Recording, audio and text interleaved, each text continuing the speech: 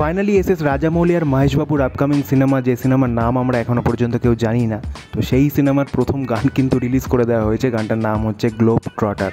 তো গ্লোব ট্রটারের মানে কিন্তু আমি জানতাম না, যেটার জন্য আমাকে গুগল করতে হয়। আর আমি জানতে পারি যে গ্লোব ট্রটারের মানে হচ্ছে এমন কেউ একজন যে সারা দুনিয়া ঘুরে বেড়াতে চায় বা সারা দুনিয়া ঘুরে বেড়ায়। তো এটা থেকে এইটুকুনি আইডিয়া করা যাচ্ছে এই সিনেমায় মহেশবাবুর যে ক্যারেক্টারটা হতে চলেছে সেই কাইন্ড অফ এরকম ধরনের, যে আর কি সারা বিশ্বজুড়ে আর কি ঘুরে বেড়ায়, ওই অ্যাডভেঞ্চার লাভার টাইপের। তো বলে রাখা ভালো, এই সিনেমায় মহেশবাবু ছাড়া এই সিনেমায় আমরা দেখতে পাবো পৃথ্বীরাজ সুকুমারন আর প্রিয়াঙ্কা চোপড়াকে। পৃথ্বীরাজ সুকুমারনের কিছুদিন আগে একটা ফার্স্ট লুক তার এই সিনেমায় কীরকম হতে চলেছে সেটা আর কি রিভিল করে মেকার্সরা, বাট সেটা অনেকের খুব একটা পছন্দ হয় না। পার্সোনালি আমি যদি বলি, আমারও খুব একটা ইমপ্রেসিভ লাগেনি, ঠিকঠাক লেগেছিল। বাট যেহেতু এটা এসএস রাজামৌলি সিনেমা, তার উপর যথেষ্ট ভরসা করাই যায়। তো দেখা যাক আগে কীভাবে তাকে প্রেজেন্ট করে ক্যামেরার সামনে। বাট ফার্স্ট লুকের কথা যদি বলি, ফার্স্ট লুক আমার খুব একটা পোষায়নি। তবে এবার যদি আসি গ্লোব ট্রটার এই গানটার কথায়, গানটা কম্পোজ করেছে হচ্ছে এম কিরওয়ানি, আর গেয়েছে হচ্ছে শ্রুতি হাসান আর কাল ভৈরবা। অনেকে হয়তো শ্রুতি হাসানের নাম দেখে একটুখানি অবাক হবে যে অ্যাক্ট্রেস শ্রুতি হাসান। আমি বলবো হ্যাঁ, অ্যাক্ট্রেস শ্রুতি হাসানই এই গানটা গেয়েছে, আর এটা তার কাছে নতুন না, এর আগে সে অনেক গান গেয়েছে। ইভেন রামাইয়া ভাস্তা ভাইয়া বলে যে সিনেমাটা এসেছিলো, ওখানেও কিন্তু দুটো গান শ্রুতি হাসানের ভয়েসে ছিল। এছাড়াও অনেক গান গেয়েছে। গব্বর ইজ ব্যাকে একটা গান ছিল, আই থিঙ্ক কফি পিতে পিতে, তো ওই গানটাতেও মনে হয় শ্রুতি হাসানের ভয়েস ছিল, আমি যদি খুব ভুল না হই। তার ভয়েসের মধ্যে একটা ইউনিকনেস রয়েছে, সে একটুখানি লো রেঞ্জে আর কি গায়, তো লো স্কেল আর কি গায়, যেটা কিন্তু মানে খুব সুন্দর শুনতে লাগে। বাট এবার দেখার এখানে তাকে এম কিরওয়ানি কীভাবে ইউজ করেছে, মানে এটা খুবই সারপ্রাইজিং একটা কাস্ট। এত সিঙ্গার থাকতে কেন সে পার্টিকুলারলি শ্রুতি হাসানকে চুজ করেছে, এটাই হচ্ছে দেখার। আর এম কিরওয়ানি মানে কোনো জাতা কম্পোজার না, এই নিয়ে তো আর কাউকে আলাদা করে কিছু বলতে হবে না, কারণ ইন্ডিয়াকে সে আবার অস্কার এনে দিয়েছে। তো সেই অর্থে তার ওপর ভরসা তো রাখাই যায়। দেখা যাক সে কতটা ভালোভাবে শ্রুতি হাসানকে এখানে ইউজ করেছে, সেটাই দেখ। তো আর বেশি কথা বলবো না, আগে চলো শুনে নিই গ্লোব ট্রটার, তারপর হবে বাকি কথা। আমার ভালো লাগা খারাপ লাগা সব কিছু তোমাদের সাথে শেয়ার করবো। আগে চলো শুনে নেওয়া যাক।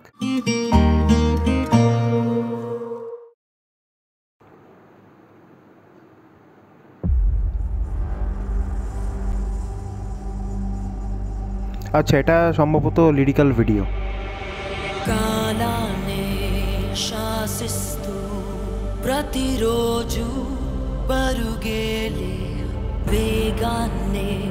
আমি এই রেঞ্জটার কথাই বলছিলাম, এই রেঞ্জে শ্রুতি হাসান আলাদাই শুনতে লাগে। ఖండాలే దాటేస్తూ ఖగరాజై వాలే రారా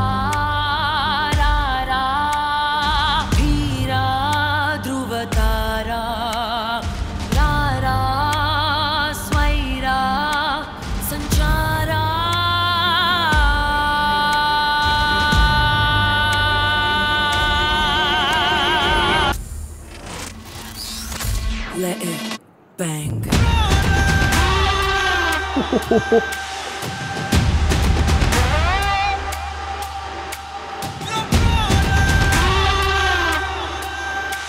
এটা আই থিঙ্ক ওই কী বলে কালা ভৈরবার ভোকাল।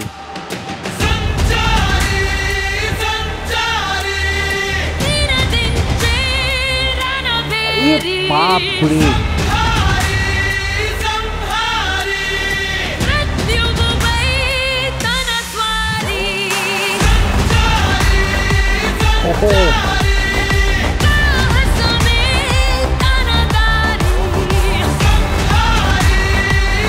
শ্রুতি হাসানকে এই রেঞ্জে গাওয়াতে আমি তো এক্সপেক্টই করিনি।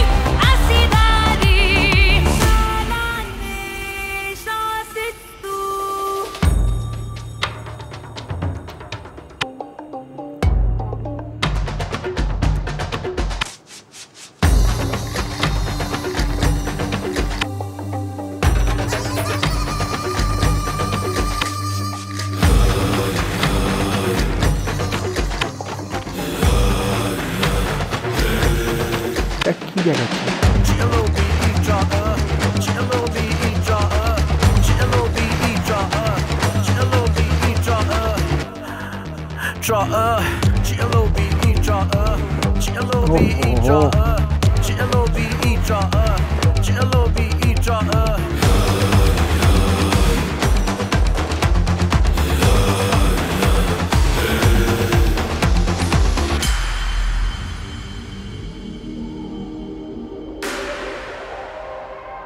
শ্রুতি হাসানের ভয়েসটা শোনা যাচ্ছে।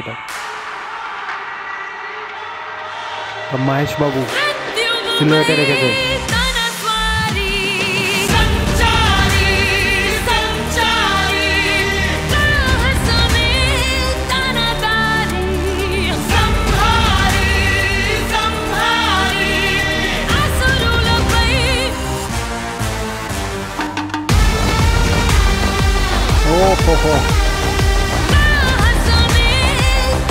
হাই নোটগুলো দারুণ দিয়েছে, দারুণ।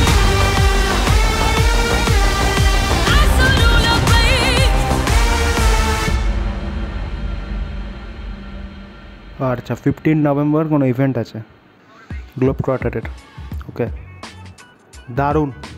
সিনেমার এখনও তারা টাইটেল রিভিল করেনি ঠিকই, তবে প্রথম যে গানটা তারা ড্রপ করেছে সেটা অ্যাবসোলিউটলি ব্যাঙ্গার, টোটালি ব্যাঙ্গার। মানে কি গান বানিয়েছে এটা। আর সবথেকে সারপ্রাইজিং হচ্ছে শ্রুতি হাসান। মানে সিরিয়াসলি আমি এরকম কিছু এক্সপেক্টই করিনি। আমি জানতাম যে শ্রুতি হাসান যেহেতু তার যে লো রেঞ্জ, ওই যে জোনটা হচ্ছে শ্রুতি হাসানের কমফোর্ট জোন। আমি যে কটা তার গান শুনেছি, সব গান হয়তো শুনিনি, যে কটা শুনেছি তাতে আমি তাকে ওই রেঞ্জেই আর কি গাইতে দেখেছি, গাইতে শুনেছি। আর সেই জোনটায় আর কি সে খুব কমফোর্টেবল, আর সে ওই জোনটায় খুব ভালো সাউন্ড করে, শুনতে খুব ভালো লাগে। বাট এখানে আমি ইম্যাজিন করিনি যে তাকে এরকম হাই নোটে গানও হবে, আর সে গাইবে, এত ভালোভাবে গাইবে। যেহেতু 80% আমি জানতাম যে শ্রুতি হাসান অ্যাজ ইউজুয়াল যে রেঞ্জে গেয়ে আসে সেই রেঞ্জেই গাইবে, বাট 20% আমার ডাউট ছিল, সেটা হচ্ছে MM কিরবানি হচ্ছে এর মিউজিক কম্পোজার।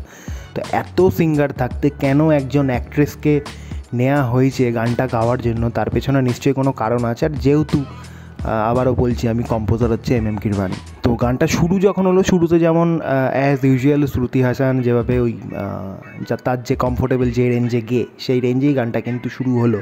কিন্তু তারপর যেখান থেকে হাই নোটগুলো সে টাচ করা শুরু করলো সেটা আলাদা লেভেলের। বাট তার এই হাই নোটগুলো টাচ করতে যে খুব মানে তাকে যে স্ট্রাগল করতে হয়েছে, বাট যে তার গলা যে একদম মনে হচ্ছে যে হ্যাঁ স্ট্রাগল করছে তার গলায় হাই নোটগুলো টাচ করতে, সেটা একদমই মনে হয়নি না। এরকমভাবে যে হাই নোটগুলো গেয়ে যাবে এটা মানে আমার কল্পনার বাইরে ছিল।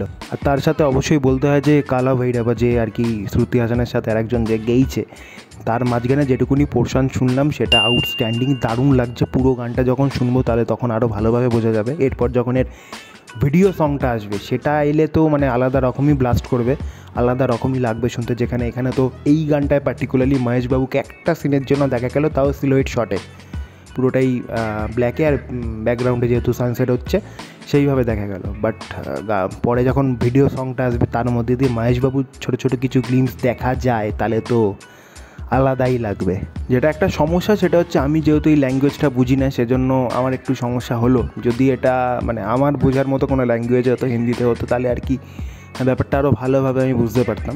এবার তোমাদের মধ্যে কারোর যদি জানা থাকে এই গানটা কী বোঝাতে চাইছে, গানটার মানে মেন থিমটা কী, তো সেটা যদি কারোর জানা থাকে তো আমি বলবো অবশ্যই কমেন্ট করে আমাকে জানিও। 1 নম্বর তো সিনেমার টাইটেল এখনও রিভিল হয়নি। সেকেন্ড হচ্ছে যে ফার্স্ট লুক যেটা রিভিল করেছিল তারা পৃথ্বীরাজ সুকুমারানের, সেটা লোকের অতটা ভালো লাগেনি, সেটা একটা ব্যাকল্যাশ পেয়েছিল। তারপরেই গানটা কিন্তু খুব দরকার ছিল, এরকম একটা স্ট্রং একটা গান যেটা সব আর কি যাদের নেগেটিভ কমেন্ট ছিল সব একদম উড়িয়ে নিয়ে চলে যাবে। তো এটা সিনেমার ফার্স্ট গানটাই খুব ভালো একটা গান তারা ডেলিভার করেছে, খুব স্ট্রং একটা গান ডেলিভার করেছে। এরপরে দেখা যাক আর কী গান আসে আর সেই গানগুলো কীরকম হয়, দেখা যাক এই সিনেমাতে মিউজিকে MM কিরবানি আবার কোনো ম্যাজিক দেখাতে পারে নাকি। আমার দারুণ লেগেছে, স্পেশালি শ্রুতি হাসানকে। মানে কি বলবো, আমি এরকম কিছু এক্সপেক্টই করিনি যে সে যেভাবে হাই নোটগুলো টাচ করেছে এই গানটায়, সেটা মানে আউটস্ট্যান্ডিং। এজন্যই বলে সাউথ ইন্ডিয়ান ফিল্ম ইন্ডাস্ট্রি ট্যালেন্টদের কদর করতে জানে। কোথাও গেলে এই কথাটা সত্যিই ঠিক। মানে কি দরকার ছিল শ্রুতি হাসানের মতো একজন অ্যাক্ট্রেসকে এই গানটা গাওয়ানোর? কি কোনো মানে ছিল? কোনো মানে ছিল না। এরকম তো হাজার একটা সিঙ্গার বাইরে ঘুরে বেড়াচ্ছে, বাট এরা ঠিক খুঁজে বার করেছে এর গলার মধ্যে এই স্পেশালিটিটা আছে যেটা আমার দরকার, আর এই গানটা একে দিয়েই গাওয়ানো হবে। তো এটাই হচ্ছে ব্যাপার, এটাই হচ্ছে ডেডিকেশন, এটাই হচ্ছে তাদের মানে কাজ করার টেকনিক, যেটা আমাদের এখানে মিসিং। মানে সিরিয়াসলি হ্যাটস অফ, মানে তাদের এই যে ডিসিশান সেটা সত্যিই দারুণ ডিসিশান। আর সেটা যেভাবে শ্রুতি হাসান এক্সিকিউট করেছে সেটা তো আলাদা লেভেলের। সিরিয়াসলি আমি বারবার এক কথা বলছি, মানে সে যেভাবে গেইছে এটা মানে কিছু কিছু বলার নেই। তো যাই হোক, এই ছিল আমার রিয়াকশান, এই ছিল আমার ওপিনিয়ন গ্লোব ট্রটার গানটাকে নিয়ে। তোমরা জানিও তোমাদের কীরকম লেগেছে। আর ভিডিওটা যদি ভালো লেগে থাকে তো অবশ্যই লাইক করে দিও। আর যেটা বললাম যে তোমাদের যদি গানটার কিসের ওপর গানটা বেস্ট করে আর কি বানানো হয়েছে, গানটার মেন থিমটা কী, সেটা যদি তোমরা গানটা শুনে বুঝতে পারো তো অবশ্যই আমাকে কমেন্ট করে জানিও। যেহেতু এটা আমার ল্যাঙ্গুয়েজ না, আমি সেই জন্য সেভাবে কিছুই বুঝতে পারিনি, তবে মিউজিক যেটুকুনি এনজয় করেছি সেটা কিন্তু নিঃসন্দেহে দারুণ। আর চ্যানেলে যদি নতুন হয়ে থাকো তো অবশ্যই সাবস্ক্রাইব করে দিও। ইন ফিউচার এই সিনেমার আর কোনো গান এলে তার রিয়াকশান ভিডিও অবশ্যই তোমরা পেয়ে যাবে। তো আজকের মতো এইটুকুনি, আর আলাদা করে কিছু বলার নেই। দেখা হবে আবার নতুন কোনো ভিডিওতে। Till then take care and by.